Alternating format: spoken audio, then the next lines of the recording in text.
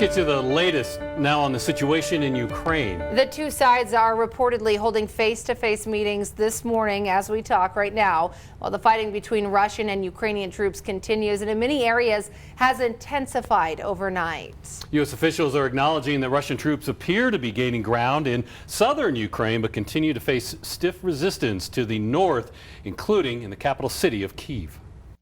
It's so weird to actually hear the explosions in the city day by day and shootings, and seeing all the images all around the country where people suffer.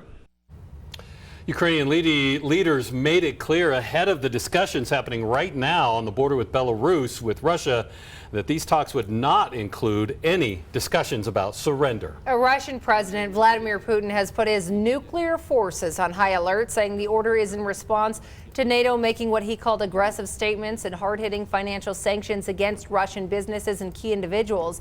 White House Press Secretary Jen Psaki did say that Putin is doing the same thing he did before launching the invasion, which is, quote, manufacture threats that don't exist in order to justify further aggression. Both Facebook and Twitter say they have removed disinformation accounts targeting Ukrainians.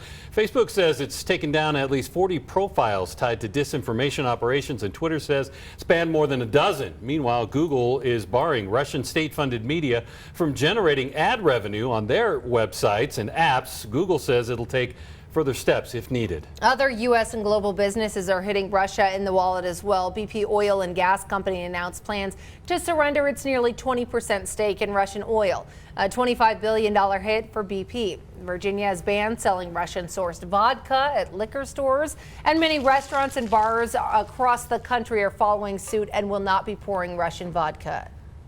Kind of like how you bounce somebody from a bar that, just isn't getting along with everybody else. So we just decided to dump the Russian vodka for now, and because they weren't playing well with others at the bar.